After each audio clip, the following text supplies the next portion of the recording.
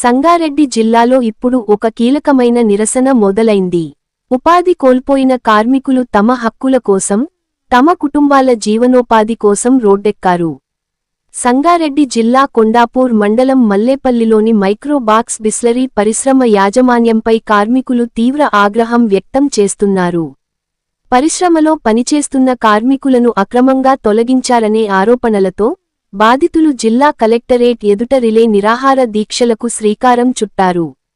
అక్రమంగా తొలగించిన కార్మికులను వెంటనే విధుల్లోకి తీసుకోవాలని, యాజమాన్యం అనుసరిస్తున్న కార్మిక వ్యతిరేక విధానాలను నిలిపివేయాలని వారు డిమాండ్ చేస్తున్నారు.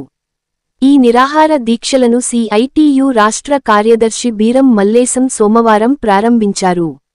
ఈ సందర్భంగా ఆయన మాట్లాడుతూ, కష్టపడి పనిచేసే కార్మికులను నడిరోడ్డుపై వదిలేయడం అన్యాయమన్నారు. యాజమాన్యం మొండి వైఖరి వీడి, కార్మికులకు వెంటనే న్యాయం చేయాలి. లేనిపక్షంలో పోరాటాన్ని మరింత ఉధృతం చేస్తామని హెచ్చరించారు. ఈ కార్యక్రమంలో సిఐటియు జిల్లా కార్యదర్శి జి సాయిలు, జిల్లా ఉపాధ్యక్షులు ప్రవీణ్, యూనియన్ నాయకులు శ్రీధర్, సందీప్, శ్రీను, శివ, వెంకటేశం, దత్తు మరియు ఇతర కార్మిక నాయకులు పాల్గొన్నారు. తమకు న్యాయం జరిగే వరకు ఈ పోరాటం ఆపేది లేదని వారు స్పష్టం చేస్తున్నారు. పరిశ్రమల స్థాపనతో స్థానికులకు ఉపాధి లభిస్తుందని ఆశపడితే, ఇలా అక్రమ తొలగింపులతో కార్మికుల జీవితాలు అంధకారంలోకి వెళ్తున్నాయి. జిల్లా యంత్రాంగం మరియు కార్మిక శాఖ అధికారులు వెంటనే స్పందించి, యాజమాన్యంతో చర్చలు జరిపి, కార్మికులను విధుల్లోకి తీసుకునేలా చర్యలు తీసుకోవాలని డిమాండ్ చేస్తున్నారు.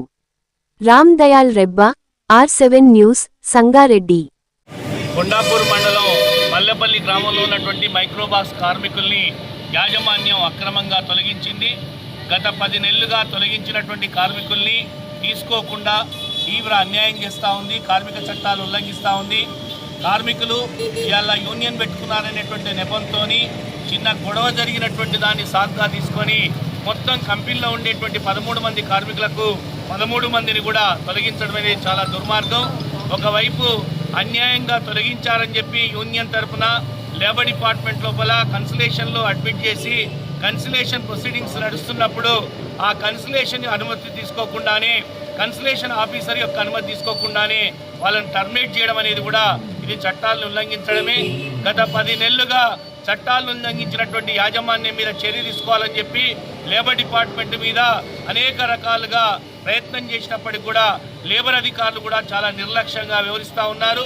డీసీఎల్ గారు ఈ సమస్యను పరిష్కారం చేయడానికి అక్కడ కంపెనీ లోపల కార్మికులకు అన్యాయం జరిగింది, మీరు ఇన్స్పెక్షన్ చేయండి అని చెప్పంటే ఇన్స్పెక్షన్ చేసి 4 నెలలు అవుతున్నప్పటికీ కూడా పర్మనెంట్ కార్మికుల యొక్క స్థానం లోపల చట్ట వ్యతిరేకంగా కాంట్రాక్ట్ కార్మికులతో ఉత్పత్తి చేయిస్తున్నారని చెప్పి నిర్ధారణ అయినప్పటికీ కూడా ఇప్పటిదాకా ఆ యాజమాన్యం మీద చర్య తీసుకోకపోవడం అనేది చాలా దుర్మార్గం.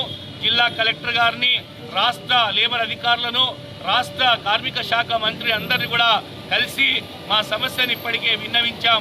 అయినప్పటికీ కూడా యాజమాన్యం మీద ఇప్పటిదాకా ఎలాంటి చర్యలు తీసుకోకపోవడంతోనే ఈ రోజు నుంచి కలెక్టర్ కార్యాలయం దగ్గర మైక్రోబాక్స్ కార్మికులు వాళ్ళందరూ కూడా ఈరోజు వచ్చి ఇక్కడ రిలే నిరాహార దీక్షలు చేస్తూ ఉన్నారు.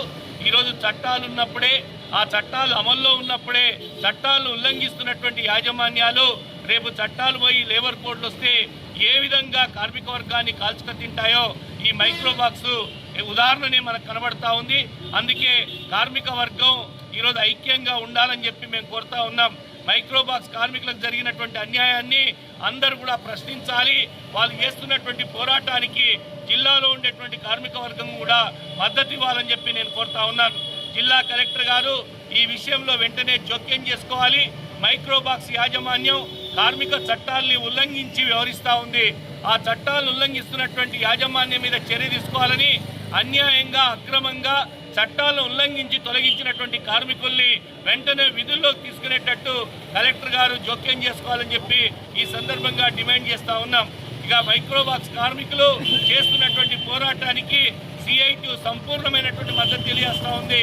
సిఐటియు వాళ్ళ వెంబడి ఉండి వాళ్ళ సమస్య పరిష్కారం అయ్యేంత వరకు కూడా వాళ్ళ తరఫున మేము అండగా నిలబడతామని చెప్పి ఈరోజు ఆ కార్మికులకు మేము సంపూర్ణమైనటువంటి మద్దతు తెలియజేస్తూ ఉన్నాం.